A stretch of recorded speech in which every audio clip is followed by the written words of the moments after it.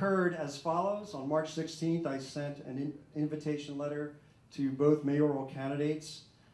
Received a reply from Mr. Flood that he would attend. I had an RSVP date of April 16th, 1 month later. On April 16th at 10:16 p.m., I received an email from Mayor Gillian's campaign manager that the mayor would not be attending under the advice of council based on the fact that Mr. Flood is either directly or indirectly involved in 2 lawsuits against the city. I conveyed that information to Mr. Flood. Mr. Flood offered to forego any discussion or raise any question or fact regarding the litigation, thereby removing the basis of the mayor's refusal to attend. I went back and conveyed that information to the mayor. The mayor replied that he felt that that would be tying his hands. So I went back to Mr. Flood, and Mr. Flood replied that, and correct me if I'm wrong, John, he replied that he was willing to either allow discussion to questions to be raised about the litigation or not allow it. And he was willing to leave that decision up to Mayor Gillian. The mayor decided to not come based on the advice of council, and I just left the invitation open until 7 o'clock. We also did have a application to the Department of Community Services, Doug Bergen, to rebroadcast the program, and it will be actually rebroadcast. Is Doug here by any chance? I wanted to thank him for his cooperation, but thank you, Doug. Okay, and the program will be rebroadcast on the public access channel, which is channel what, Doug? 97. And it will be rebroadcast on Saturday morning at 11 a.m. following the 8:30 a.m. airing of the council meeting. And it will be rebroadcast a second time on Monday evening at 7:40 p.m. following the recorded candidate statements at 7:30. So just because there's only one candidate here doesn't mean there are no rules. The same as if you've been to any of these debates or forums before, you'll have heard them before. But basically, we're not going to permit any personal attacks or name calling, and we open up the public, and the public can ask questions or comments, but we ask that the questions be brief. The people are here mainly to hear from the candidates, so they're not here to hear a speech from anyone in the public.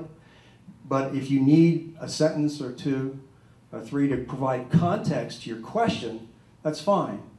But please, no speeches.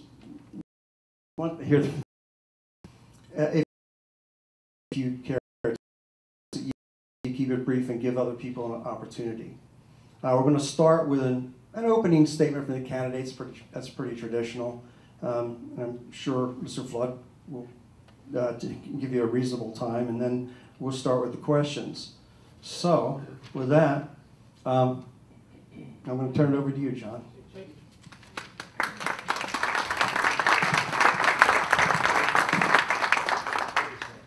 Good evening. Give me a second. I'm going to pull this over and stand as opposed to sitting.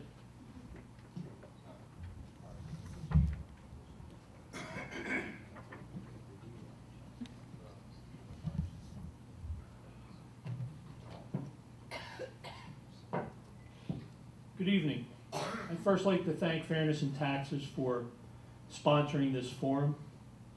A little bit about my background. Born and raised here in Ocean City, went to St. Augustine's Grammar School, went to Ocean City High School, went away to Jacksonville University where I got a Bachelor of Science in Business, came back, got involved in the family businesses, Married my wife Kathy. We've been married for 37 years. We have 2 grown children, Justin and Katie, who are here with us tonight. And I can get involved with if anybody has questions about what my businesses are, but generally it's commercial real estate, and if the shades are up, you'd see most of it behind me. What this election isn't about.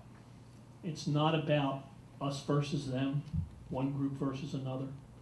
It's about 2 men whose families have both been around town about 100 years. Our family's been involved in businesses. My family's mostly been involved in year-round business. The mayor's in a seasonal business. We've both been elected to office and served the community. We've both served on other boards. But you have 2 men with 2 drastically different styles and feelings of how this town should be run. And I'm going to point out some things tonight to emphasize that.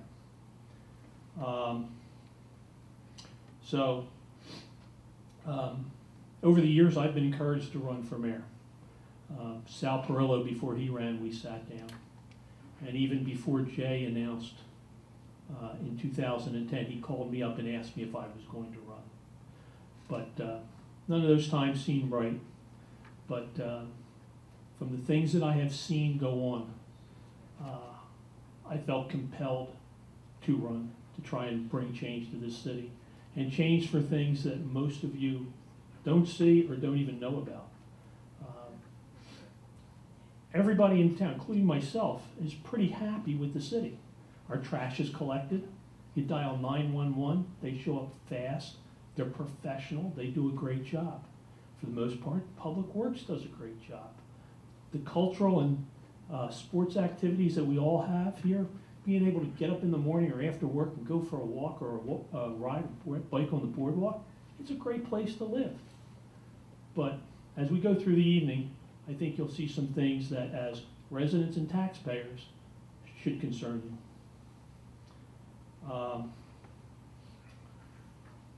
What have I been doing? I've been going door to door. Knocked on a lot of doors, talked to a lot of people. So I have a sense of what people are concerned about. I have, over the past several years, raised questions about some of the mayor's activities. I've brought forth some ideas, and we've heard nothing. The mayor, I guess, feels that he is so secure for re-election, he can ignore his candidate, he can ignore me. The mayor wants to run on his record, but he doesn't want to face voters and answer questions about his record. I'm here to answer any questions that you may have. Before we get started, I'd like to start it off to tell you about the 2 major things that I've heard from people knocking door to door, and they may concern you. We'll get those out of the way first. And the first one's the infrastructure. Most of the infrastructure in town was put back in the 50s and 60s when I was just a kid. And it was sized for the drainage to have more runoff, less runoff because of all the impervious surface. Now with all the construction, there's pervious surface, there's more runoff, pipes are too small, they're deteriorated, it has to be replaced. We can't stop, it has to be done. But I feel a lot of this work is being done too quickly, and we're not sure that what we're doing is actually the solution. And I'll give you some information about that later. But the infrastructure is the big thing. But what people don't realize is the amount of debt that the city is incurring. In 2010, when the mayor took office, we had $67 million worth of total debt. The next year, it went up to 72. In 14, it was 87. And at the end of last year, it was 126. And he has $88 million more debt planned for the next 4 years, taking us to about $200 million in debt. All this work that's being done that you see out there is put on the credit card, which are called bond anticipation notes. It's short-term financing to provide for capital projects municipality can have bond anticipation notes for 3 years, and then they have to go out to permanent financing. We pay 1% interest now. When we go out to financing, depending on what the market is, we'll be somewhere around 3% unless interest rates go higher. And at that point, you start paying back the principal. And in 2019 and 2020, the city is planning to go out for $128 million worth of permanent debt, double the amount of permanent debt we have today. I see no way that's not, one, it's going to lead to a tax increase. And when that happens, people are going to scream, and then they're going to say stop. But we can't stop. We have to take care of the infrastructure. So the work needs to continue, but it needs to be done at a more measured pace. The financing has to be as much of the plan as the physical plans for the jobs that are done. I've done it before. We may talk about it later, but you're sitting in it right now. When I was on the library board, we started this project, and not to belabor it, we can talk about it later if people are interested in it, but this was done through concept, design, fund, and implement. If I went to the council people the first day and they said, how much was it? And I said, $15 million, I would have been laughed out of the room. But we did it, it works, it got paid for, and everybody loves it. So I know it can be done. So with that as a backdrop, the two biggest things are infrastructure and the debt. And when I tell people about the debt, they are absolutely unaware of it. Now, I know I've told some of you that, but the rest of you, does anybody here have any idea that that's the amount of debt that we've been incurring for these capital projects? No. Okay. I just, we should have an open government. You should understand what's going on. And this is what's going on. So, with that, I'll turn it over to Jim, whoever has a question.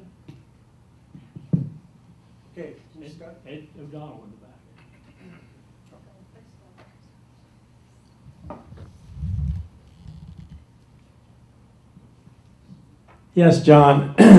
Small business, high taxes, high rents, high license fees, regulations, government paperwork, and an absurd law in Ocean City where they can't pass out their coupons. What can we do about that? Well, until I get in, I agree with you. There seems to be an awful lot of regulation and a lot of fees, and it takes a long time to get anything done, to get a permit for something. It needs to be changed. But I can't say here today, this is the problem. I know that whenever you go to get anything, you have to get a zoning permit. Even for the littlest thing, it's $125. I talk to people down on the avenue, and they get tortured to get building permits, to open up a business. We have to find a way to change that. Who was our next contestant? Oh, did I go? Oh, sorry. And if you don't ask me the questions, I got a whole list of them from people when I'm knocking on doors. I'll start asking myself. Hi, John. I'm Donna Moore. Who elect a mayor, and the mayor is the CEO of the corporation. The CEO can't make decisions to start a lawsuit, end a lawsuit, buy a piece of property, sell a piece of property. The city council holds the power in this form of government. They approve the budget. They have to approve every spending initiative. They have to decide whether to buy a property or sell a property. And I can't tell you what's going on. All I can tell you is what I've seen and what I've listened to. And one problem, as an example, is 50 Tennessee Avenue. That's a building back on Tennessee that the mayor brought forward that he wanted the city to buy. And they went and did a bond ordinance. And then, after it didn't seem so popular, the mayor said, well, we're not buying it anymore. But then at the last council meeting, or 2 council meetings ago, we hear, well, that may be revisited. So was that it doesn't look like it's politically popular, so we'll back off of it, and then after the election, then we'll go buy it? It's not right. if you're going to buy a piece of property, the way it should work is you go and talk to the council, you give them a layout of how you're going to do it, you move forward. The mayor executed an agreement of sale without council's consent. I don't think it was a legal agreement. He didn't tell anybody on council what was going on, from what I understand. So, council and the mayor need to work together, but one doesn't work for the other. They're two independent branches of government, and they should function that way. And I would look for them to do that. I would look for them to do their job. I don't want to tell them what to do. I want to work with them and let them do their job. Next question. Hi, I'm Suzanne Hornick, and I am in charge of the Ocean City Flooding Committee.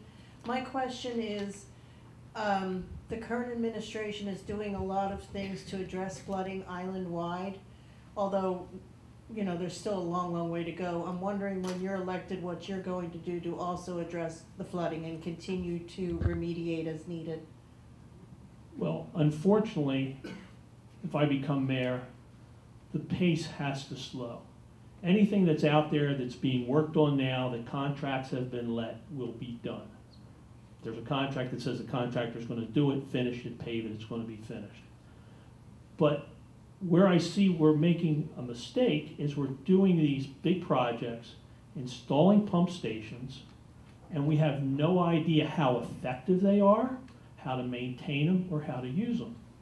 We got, and I'll quote some things, and you can either look at them after the meeting, or we can post them online, is we got data for the pump stations. They have not hour meters, but minute meters on them. How many minutes the individual pumps run. And from what I understand, each pump station has 3 pumps. One comes on when it gets here, well, the other comes on here, the other comes on when it gets here. They're at different levels through the whole system. Well, back in March, when, or April of this year, thunderstorm, 6.37 feet above mean low water.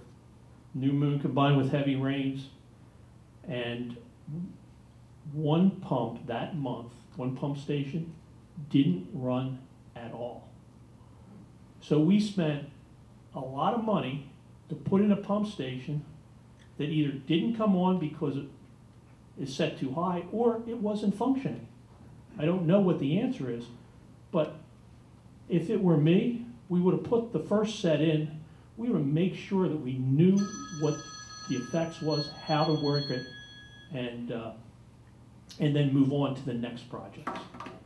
So I think the other thing with capital you have to understand is when you spend capital, it can do 2 things. It can decrease your operating expenses, or it can increase your operating expenses. So when you put in pump stations, they're going to increase your operating expenses because you have to maintain them. We put in LED lights. They decrease your operating expenses. So you have to be careful what you do. These things are expensive to put in, and I'm sure they're going to be costly to maintain. And we're going to have to do it to achieve the outcome that we want. Next. Next question. Good. I knew with 75 people, we had to have more than 5 questions. Good evening. My name is Ed Cox. Year-round resident since the 80s. I have a shop in town for over 18 years. And we've had a problem with parking down there, which most people know.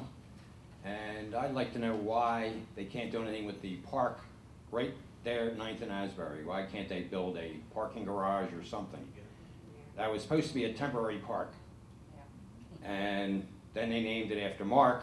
Mark's a great guy, but you're building 2 parks out coming across the bridge. Why not name that Mark and build a parking garage there to help the downtown? You know, a couple of years, I don't know, maybe 2-3 years ago, the mayor bought that big lot up there by the boardwalk. $2.1 million, I think it was. For who? For the boardwalk. What about the downtown? They were offered, where the Booker's restaurant was, that was offered to the town, to the city, for $800,000, and they turned that down. That's all I have to say. Thank you. Well, as far as a parking garage in the downtown, the problem that you have, and we've looked at it when I was on council, was that the lots are 115 feet deep. And when you start building a parking garage and you have to have the up ramps and the down ramps, they take up so much space that you can't really put a lot of cars. You need to have a wider piece of property. But in the downtown, the other thing that we have to look at is the police administration building. That's a project that's been languished for 4 years. It's a project that's ripe for the program of concept, design, fund, and implement. We take the time, we do a needs assessment, we start to look at all the possibilities of where to put it. I'm against putting money into that old building. I think we put money in it when I was on council 25 years ago. And I have to say that's one of the biggest mistakes I made, was supporting that. Because since then, we've dumped a ton of money in that building. Ocean City is going to be around for a long time. If we're going to build something, we have to do it, we have to do it right. Like this building, the fire station, the night building. Something that's going to be around and be functional for a long time. And then with that, depending on where it's located, that property there may be able to become available for parking. So it's an important issue. That's why I raised the thing about the parking from the stop signs. It wasn't this is a solution. We all understand we have a problem. Here's a potential solution. And it generated a lot of comments, for and against. As mayor, I should be leading a discussion. I shouldn't be saying, no, I don't like that, let's not talk about it. We need to move forward with things like that. Saw some hands up along here on this side.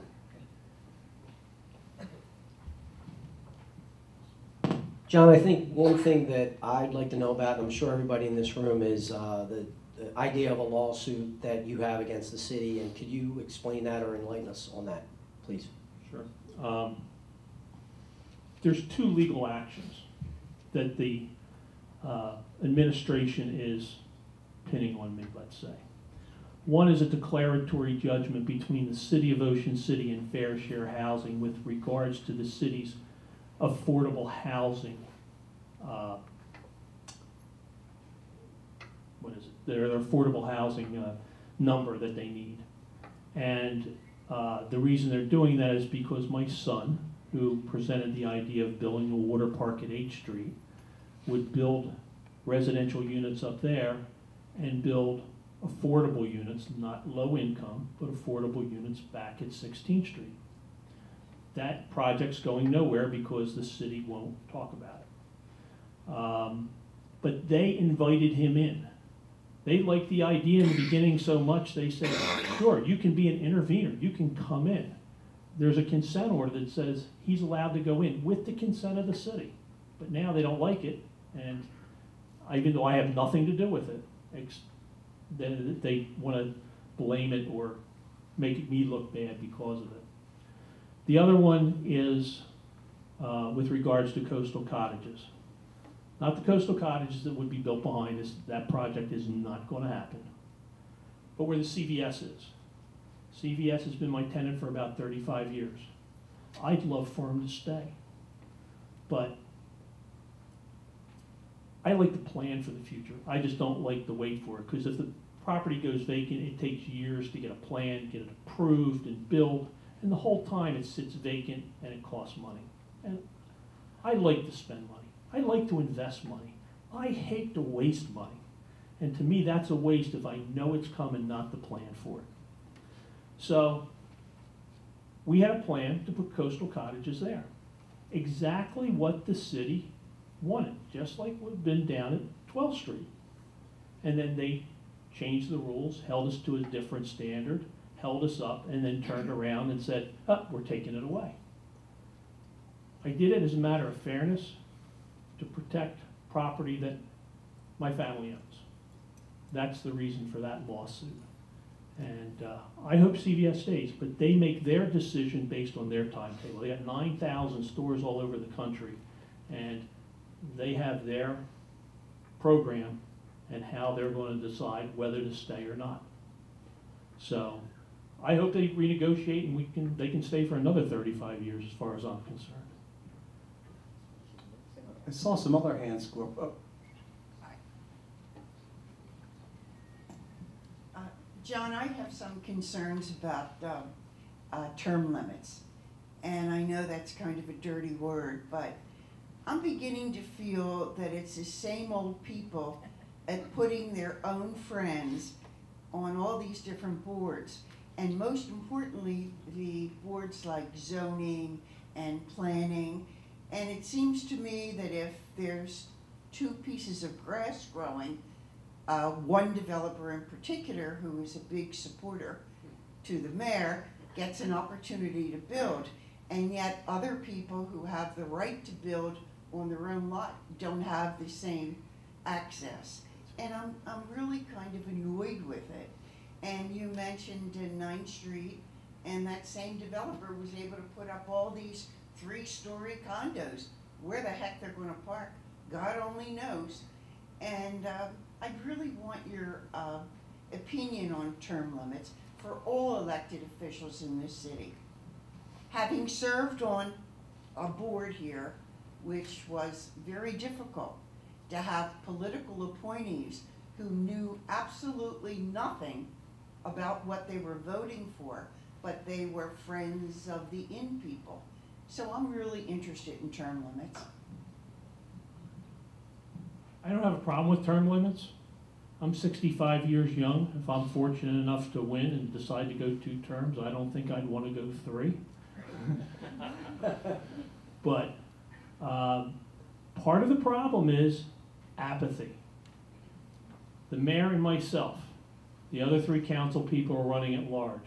The last election, 3 wards ran unopposed, a couple of candidates in the 4th ward. In 2006, when I ran for council in 2006, and there was 7 candidates that ran for the at-large seat. And any 3 of the 4 would have been good. But until more people step up to the plate and get involved, it's going to be difficult. I thought when the council first, when the first council, when this came in, we have now a council, that the mayor only had 2 terms. He couldn't continue running. That's not my understanding, but yeah, as far as I know. Right, I understand, but I don't think that's the case. You may be right, but I haven't researched that. Because I know Bud Knight served an unexpired term of Chick Tropha. I think it might have been more than 2 years, and then he was elected to 2 4-year terms after that. No, after he came back, he was appointed to council, and then Mayor Tropha passed away, and he was on council then, and that's when he ran for that open seat.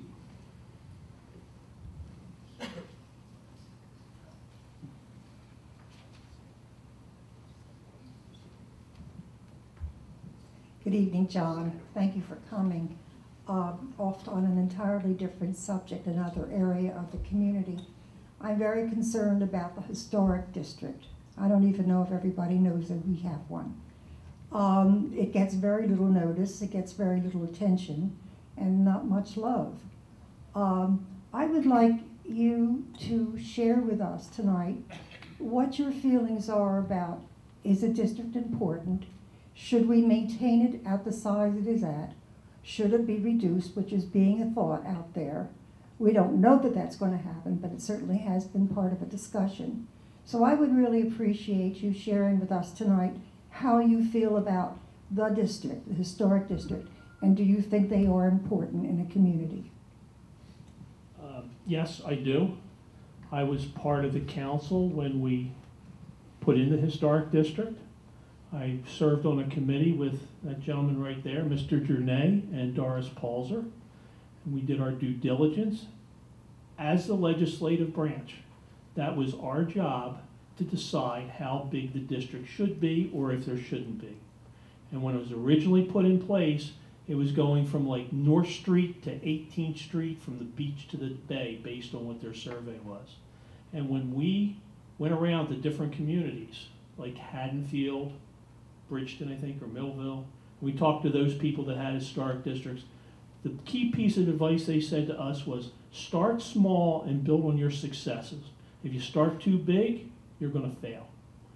We heeded that advice because when we went and talked to all the members of the Historic Commission and other people in the city, what the common thread was, we never thought it was gonna be this big. We only thought it was gonna be a few blocks around the Tabernacle. We listened, we took the advice, and that's what we suggested. I remember at the time, Bud Knight said, well, you better have 5 votes because I'm gonna veto it. I said, Bud, you don't have to worry, we're gonna have 7. And we did. We did our homework, we had the facts. I believe in data-driven decisions. Try to stay away from the emotions and try to have good data to lead you to where you have to be. I think the district is good. I think it's an asset. I spent some time with John Loper at the life-saving station. If you haven't been there, it is amazing what the man has done there. And when they're done, we're going to have the only period-specific life-saving station in the country. And they're the type of things that will attract people to Ocean City all year long. Did I answer your question? Not really. I don't think. I really want to know if you were mayor, would you pay more attention to the district? Would you try to work with the people in the district and get them incentives to maintain their properties, to go forward, and to encourage people into buying in the district because there are good reasons to do so?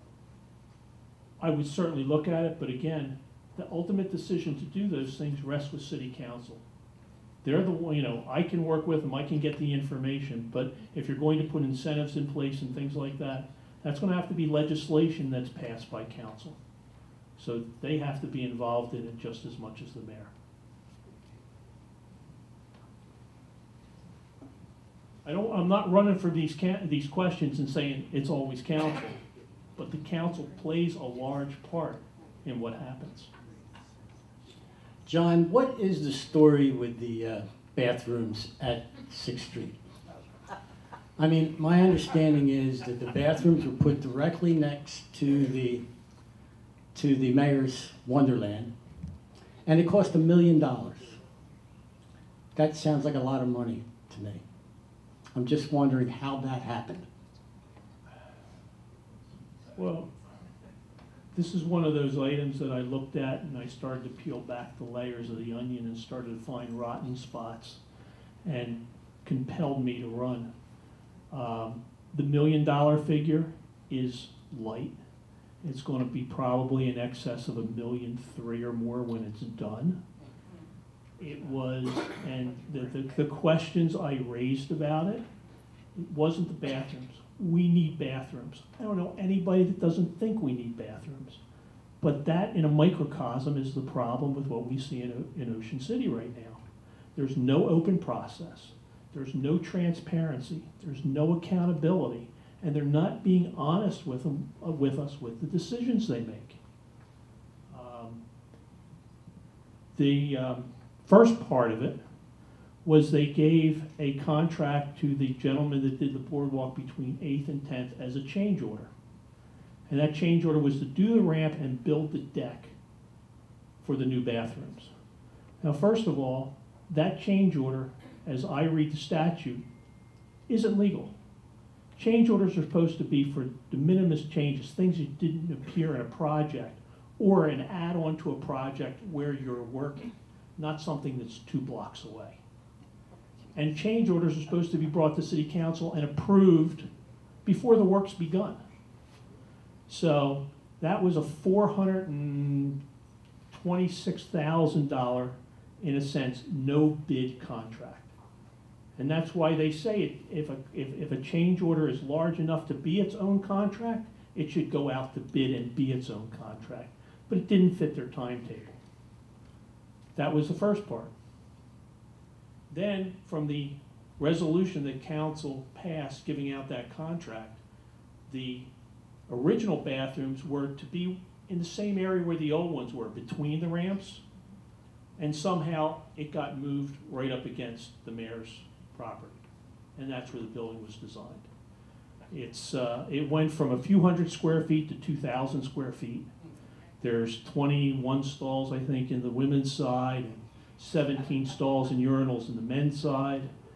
It's heated, but that insult to injury, they didn't design it with air conditioning. So now they did a change order to put air conditioning in.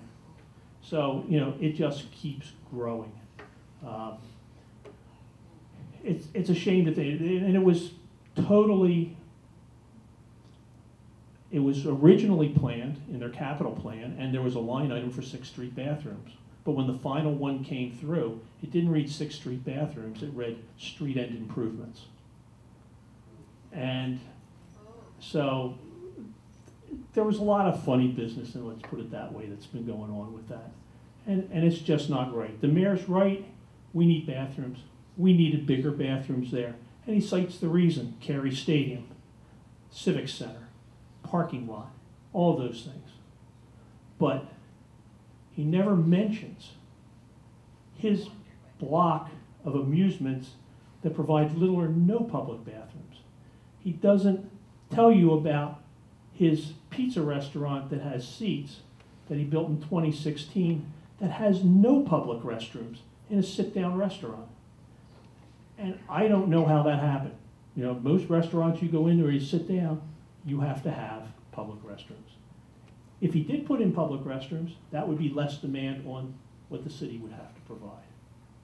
Now we've built the bathrooms, they're there, and now we get the pleasure of maintaining them.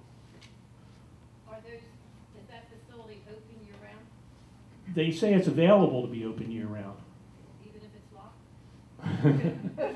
locked? See, well, you see, that's the other thing that people don't understand about the mayor and council. The mayor is the only person in the city that has the ability to order any city employee to do something. So if the mayor wanted the bathrooms opened or closed, he could pick up the phone and do that. If he wanted a parking lot opened or closed, he can do that. You know, there's a lot of things that the mayor tells people to do, and he has the right to do that. I don't necessarily think they're always correct.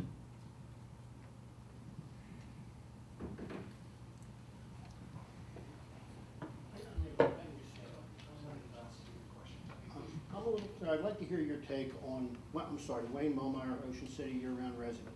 I'd like to hear your take on the dredging situation as you've seen it. It's been an ongoing project. This mayor has been in for 8 years. For the last 2, there's been any active dredging. And I understand there's a lot of paperwork, and we hear that at all the dredging meetings.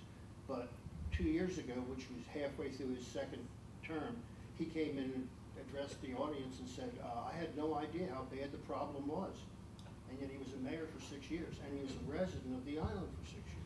So I'd just like to see, I'd like to hear what your take is, because it doesn't seem like the 2 years that they've been actively dredging have really done much.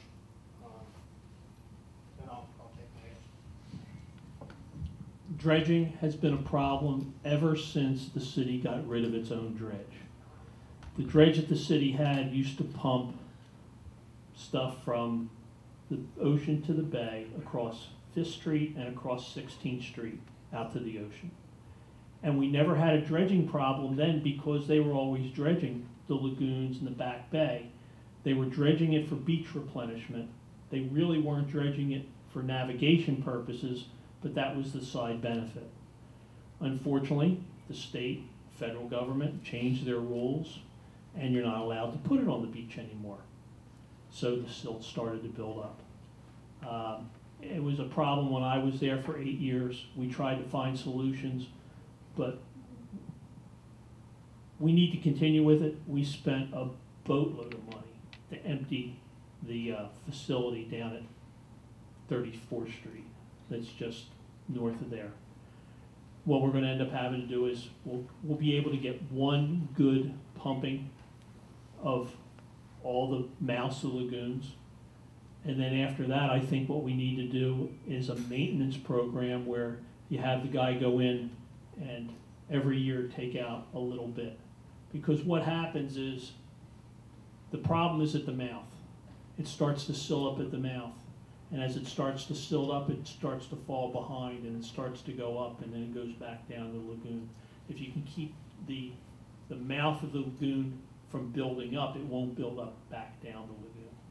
So there's some other solutions they're looking at. It's a difficult and it's expensive. But Avalon took 2 years, from what I understand, 2 years from permit till actually completing the job. Now, I understand that's a different situation. Probably each barrier island is a different situation. But to take 8 years and still not have, I mean, there's not even, I don't think there's much taken out. I ran at low tide in December after that, the lagoon I use was dredged. I had a 6 to 8 inch draw on my boat. At low tide, I was dragging the bottom. And that was at a recently dredged lagoon, like 2 months earlier. So, Yeah. and 8 years just seems to me to have been an awful long time to be dealing with something that any native of this island knows is an ongoing problem. My understanding is, and the mayor is having a town hall at the Tabernacle tomorrow at 10 o'clock on dredging. But I believe I heard the city now has a 10-year maintenance dredging permit, which means there's a window that we can dredge for 10 years.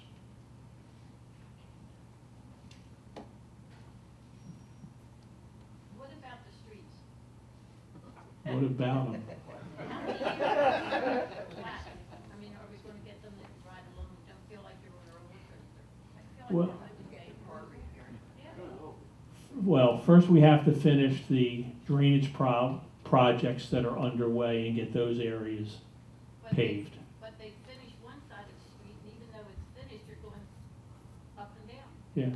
rocking back and forth. Yeah, there's a lot of streets that have to be paved. I think once the drainage problems that projects that are going on now are done and they're completed, and we get a handle on how the pump station works, we get a handle on that before we go on with other major drainage problems. But in that period of time, I think we can do some pure paving projects where you have streets that are between West and Asbury and Central, some of those that are in pretty bad shape, where you're just going milling, paving, all in the same day. You're not doing regrading, you're not doing anything except taking up the old asphalt, putting new asphalt down, because otherwise it's going to be forever before we get that stuff done. In the winter, it takes you 20 minutes to get downtown because you have detours. Yeah. Well, and a lot of it's the city, but a lot it's the gas company and the water company. I don't know exactly, where they're all being done. Any other questions on, oh, yeah. I struggle and have been struggling for quite a while with the concept of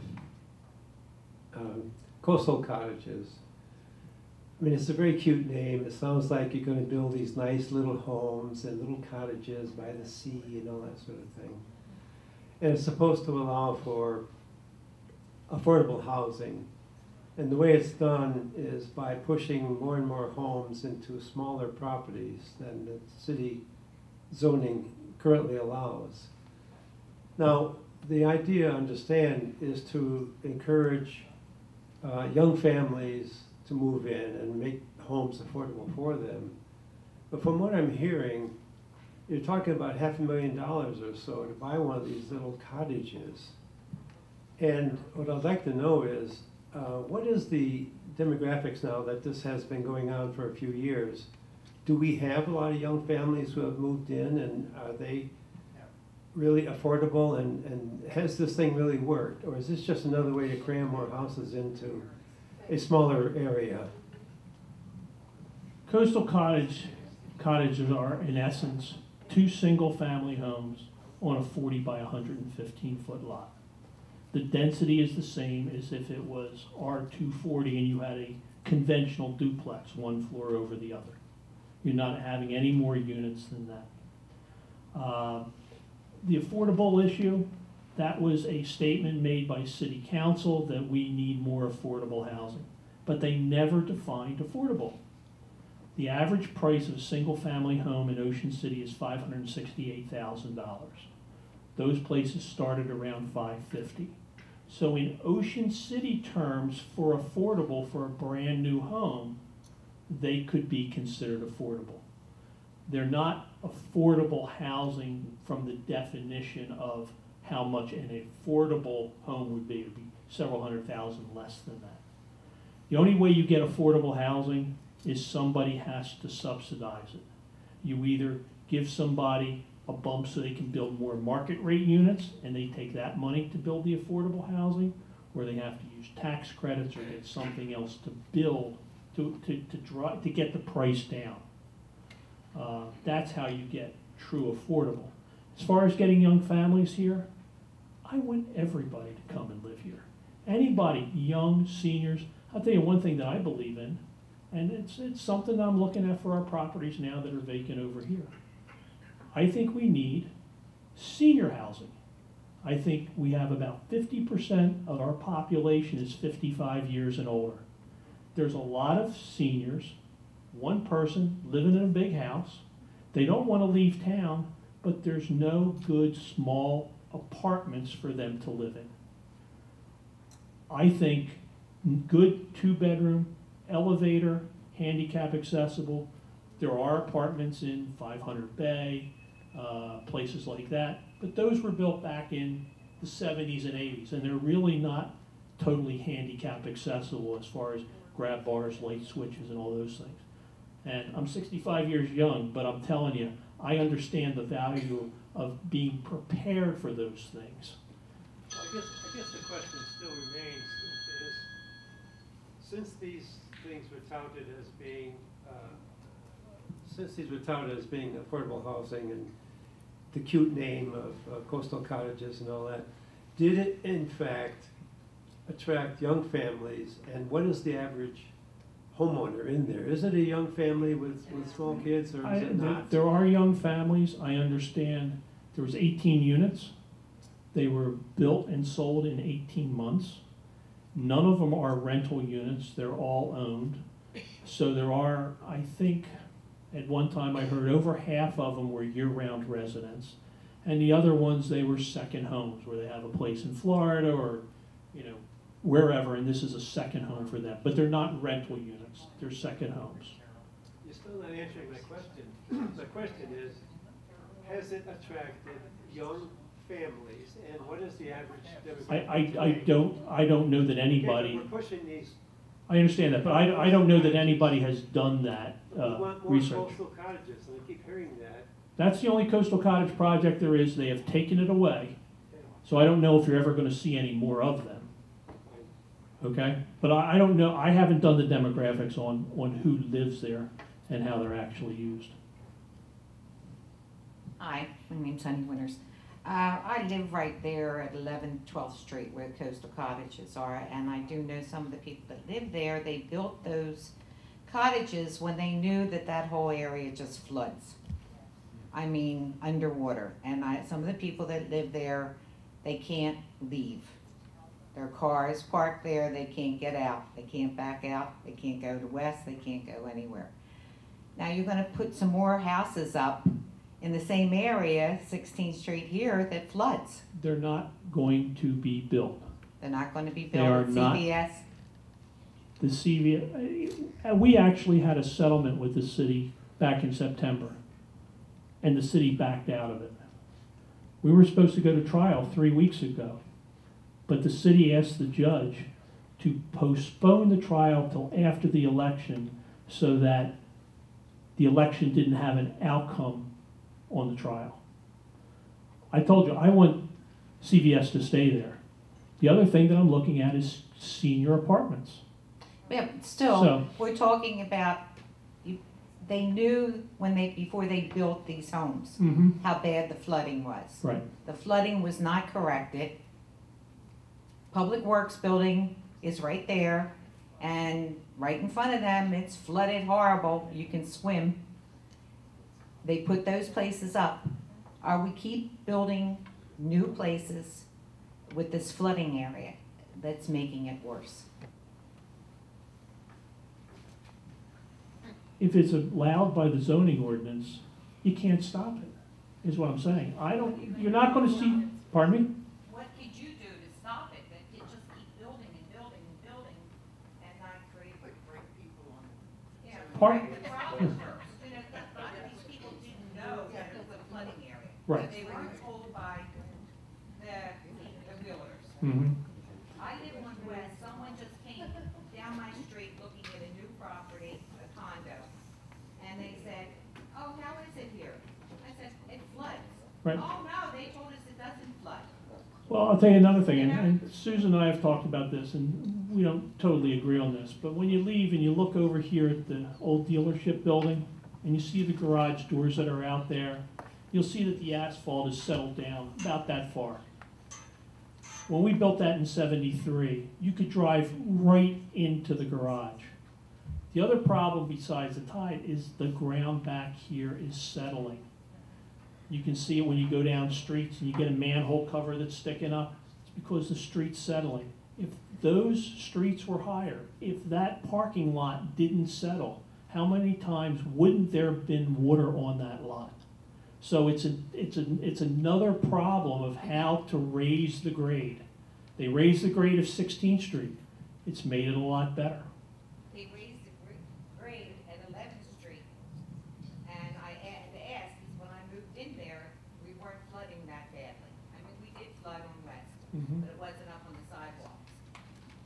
I was watching the people, they were putting the pipes in from the ocean, Right. and from the bay.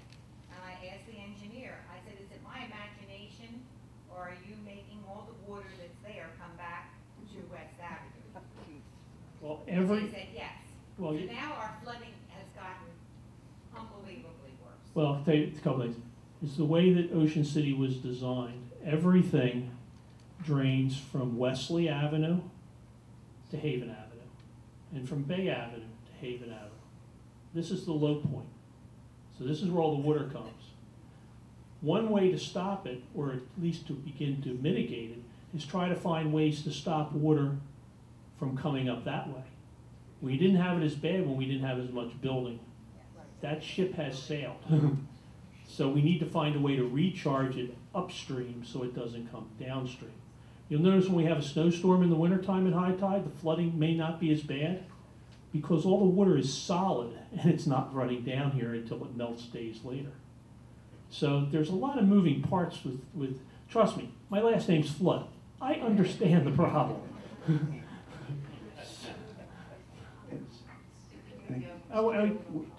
Jim, I want New question. wait. I want to share with everybody something, and I really don't take any pleasure in sharing this with you, but it's germane to what we're talking about with the flooding issue, and with the way the mayor runs his city. There was a contractor that was doing work up in the north end, and he was replacing tide flex valves. And I think they were at 12th and 14th Street, if I'm not, 14th and 16th Street, excuse me, tide flex valves that had failed, and this contractor was to replace them. He was doing paving work and stuff like that.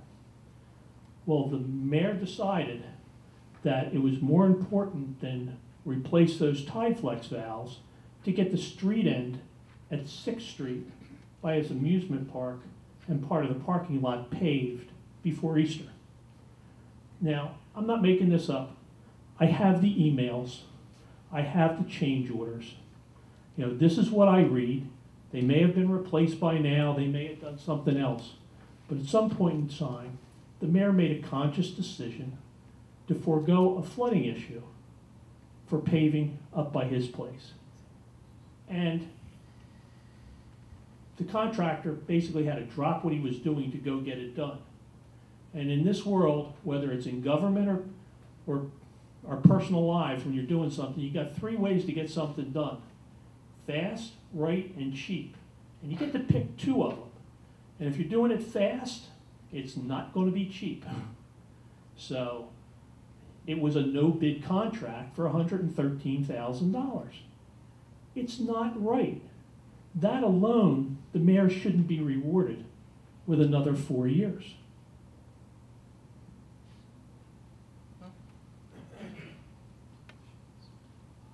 My name's Sally Jo DeLuca. I served on the planning board for about 4 years. I happened to be in the room at a committee meeting when the first mention of coastal cottages was ever made. About 4 of us sitting around a table. It did not take a genius to look at those plans and know they were problematic, grossly problematic, both in quality of life, in flooding issues, affordability. We've got to stop, first of all, making those kinds of decisions. And that means that you need people on planning boards and zoning boards who are brave enough to know what they're talking about and to work hard to stop it. I remember saying that day over my dead body, and of course, they moved my body and continued. That's only part of it. The other part of it is, besides all the things that we have to consider about infrastructure and pumps and what have you, we need to consider reclaiming some of the land that we've paved over. We all ride around town and you see one tear down after another. Instead of worrying about huge projects and even building grandiose parks, pocket parks spread throughout this community that become neighborhood play areas, sitting areas, walking areas, neighborhood gathering places, are very reasonably within a budget. It can be reasonably done within a budget. When a house is going to be a tear down, when it's logically up for sale and it's a very old building that needs repair and it's logically going to be a tear down, developers are swooping in and offering just that amount of money. If the city developed a program where they started making those investments, and I don't mean in one area of town, and I don't mean in the entryway so that it looks pretty, and I don't even mean something that you have to grossly landscape. Maybe a few benches, maybe a tree or two to provide a little bit of shade. If we start providing those in neighborhoods throughout this community, one, we're improving the quality of life, and two, we're providing more pervious surface that hopefully will make a contribution to handling some of our flooding problems. The other thing you should know is that about every 50 years or so, there is an international survey done of the elevation and the land surface of the earth. It is not something that's simply something that is done for the United States, but it covers the whole United States. It is not an Ocean City thing. From 1929 to 1988, this entire island sunk up between 13 and 16 inches, the entire island. So, Mr. Floyd, could you make a comment? Yeah, I can make that? a comment on that. I didn't hear the question, but you can make a comment. I'm going to make a comment on that because we've all experienced it. Our government is great as do as I say, not as I do.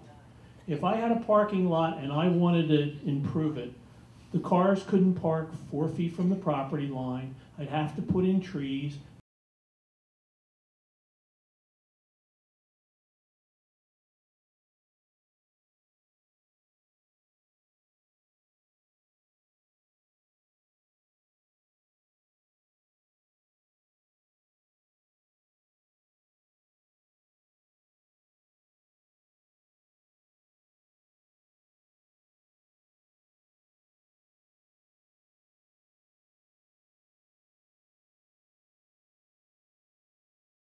We have laws, the city should abide by those laws. I think I saw some hands over here before. Okay. Anybody else with a first question? Hasn't had a chance to ask one yet. Okay, now you can ask a second question. Would you be willing to toe the line on maintaining guidelines for impervious surface compared to pervious surface, whereas the zoning board could not always grant variances for greater amounts of pervious surfaces on developed lots? Well, you know, I talked about how the council is the legislative branch, the mayor is the chief executive officer and is the administrative branch. The zoning board is actually the judicial branch. Their job is to take the zoning ordinance, and if someone has an issue with it, they're the ones that act as the jury. They hear the evidence and they make a decision of what needs to be done. And I trust their judgment, and it all depends on the given issue.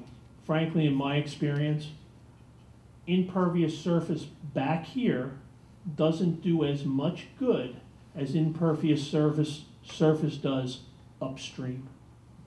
So, you know, and if it's an existing property, what was there before, after, you know, there's a whole, every case is different, and it's their job. So, as the judicial branch of the government for what they do, you know, I don't have any influence over the zoning board. The zoning board members are appointed by city council. Planning board members are appointed by the mayor. Any other questions on this? Yet another question over here.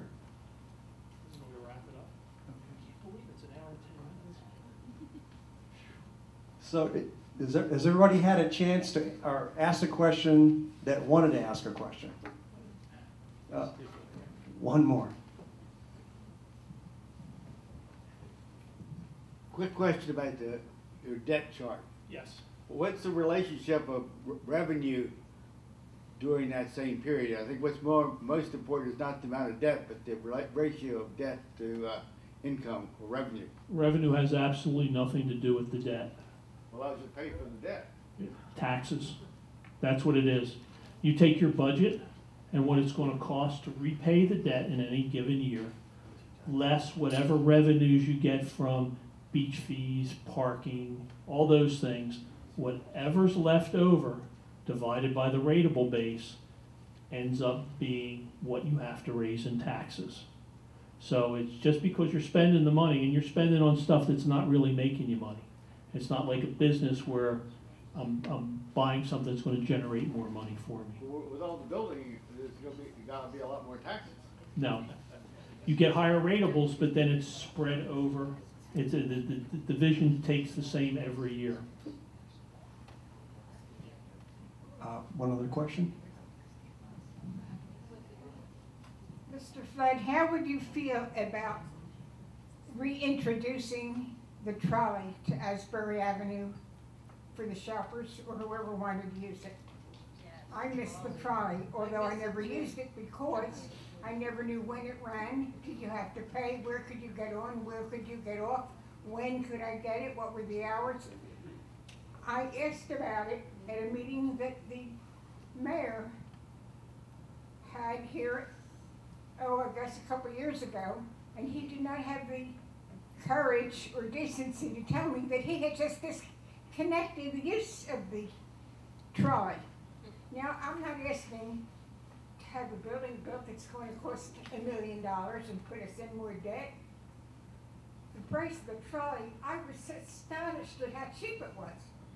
And to think they got rid of it, it just broke my heart. How do you feel about that? Well, the jitney service that the city had was discontinued 25 years ago. Since then, they've had other private companies in here running the trolley. That's who I talked to, and it was very cheap. Right. So maybe that's why they're not here. But, you know, the problem with the trolleys is that you have to have specialized drivers, and it takes an hour from when they leave that end of the island and make all their stops to that end of the island and back again. So they have to come up with either a shorter route or some way for people to get, you know, you miss a trolley, you're waiting an hour before they get back to you again. Well, you know, so I mean, it's a private company. I'd like to see it. If there's a private company that wants to come in to do that, I'd be all for it. I'd like to see a trolley run every 15 minutes. Yeah, but I mean, that's, You can have it free. It would be cheap. yeah. Well, Any other questions? Either.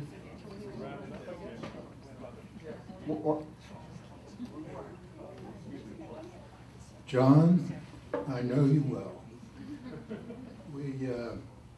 We were on council starting in 1992, and he was a young man of 40 years old, and I was 59. And this guy is an outstanding leader. But let me ask a complete question. I think you're on the right track, that we got to get a pilot program and ensure things work. One of the keys that when we were on council was the involvement of people, like you talked about the historic district. The council became really the boss people. And if you were elected, how are you going to build a bridge of communication and getting results? Because it appears to me you've got a person that is a very strong personality. I know Jay well, know his father. How are you going to do it? it's not going to be easy. I want to work with the city council, and if they truly believe in their jobs and in Ocean City, they'll want to work with me. I'm not going to take them for granted. I'm not going to make decisions and feel that they're going to rubber stamp it. I'd like to do things with ordinances. I think one of the problems is we don't give people enough notice that something's going to take place. I'd like to place, with technology, I'd like to place ordinances if possible online at least 2 weeks before they're introduced to get input from the public. And we saw it a couple years ago. They roll out an ordinance for the street performers up on the boardwalk. After some people came and, well, we're going to table it, pull it, redo the whole thing, brought it back to next year. Why couldn't it have been done right the first time? By involving the public. You know? So it's not going to happen on everything, but there's a lot of things that you're right. The public should be involved and the council should be involved. They're the legislative branch. They need to take ownership in some of the legislation. All of We have one more. If One you're willing, John, we're You're like gonna. my kids at the ride. One more. I'm Dave Hayes. I'm year-round resident in the Garden Center. So I have just a question, and it's mostly a complaint because you keep hearing city council say, well, the taxes are going to go up, but it's only a nickel. It's only a nickel. And they don't quite tell the whole story because that's going on and on forever. So can you just comment on that, please? Yeah, you're absolutely right. They'll say your taxes because of the debt is going to go up. It's only $50 a year. It's a lot of work for $50. Well, it's $50 this year. Then it's $50 next year plus the 50, so it's 100. Then it's 150. Then it's 200, and it keeps growing. It's just not here, pay your $50 and it's over. You know, they're not telling the public the whole story. And I'm telling you, it's coming whether Jay's the mayor or I'm the mayor. So in 2 years, when I tell you your taxes are going up, don't scream like it's something new. It's going to happen I think there's ways that we can soften the blow, but we need to soften the blow and then arrest the climb. Otherwise, we're going to be all in for a world of hurt. Okay, I think that's it. So thank you. You know, how about if we do this? I think. Okay, yeah, I'm going to just have a closing comment here, and then maybe you can catch Mr. Flood before he gets out the door if you still have a question for him. Thank everyone for coming. Fairness and Taxes again. Matt Ulmer for live streaming. This is live stream, and you'll be able to go back to my Facebook page, and there'll be some other locations where you can see it. Matt, thank you. Do you have any idea how many people were? About 75. About 70. So we got about 75 people here. About 75 people were watching this simultaneously, and who knows how many will watch it. So I mean, I think that's encouraging. One thing I want you guys to keep in mind as we come to the closing days of the campaign. The mayor has been running a DC-style political campaign.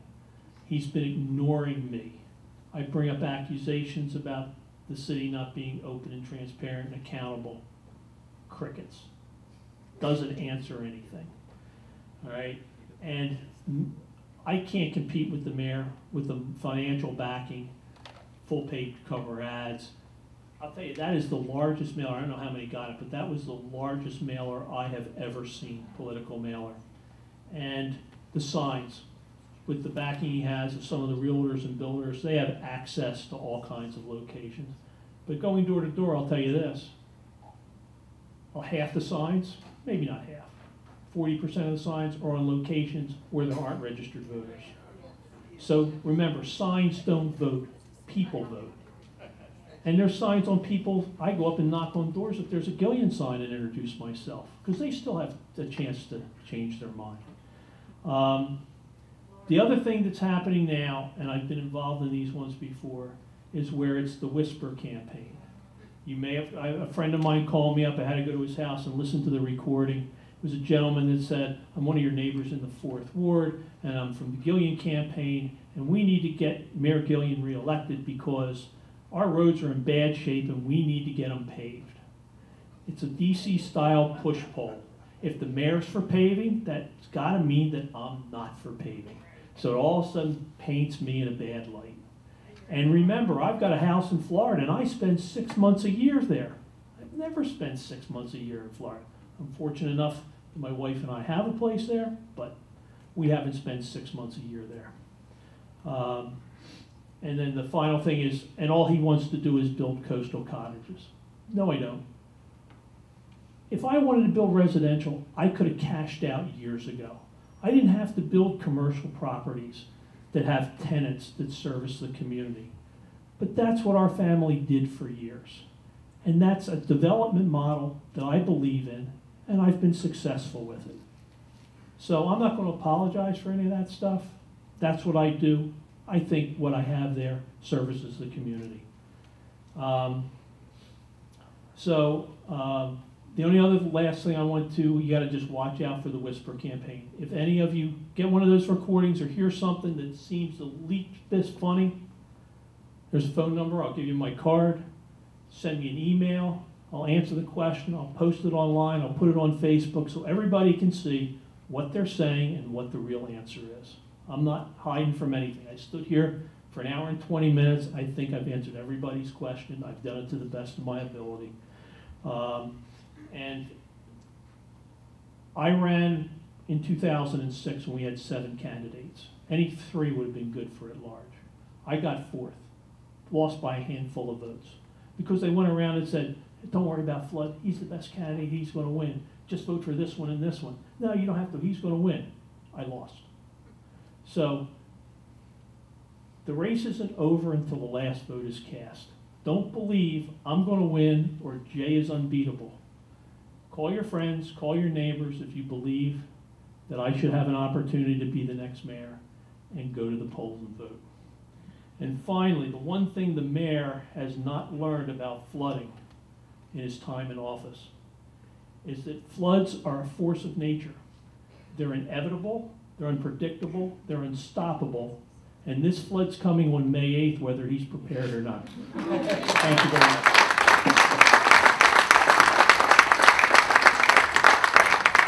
Thank you all for coming. We're adjourned. I'll be here if anybody has any questions. If anybody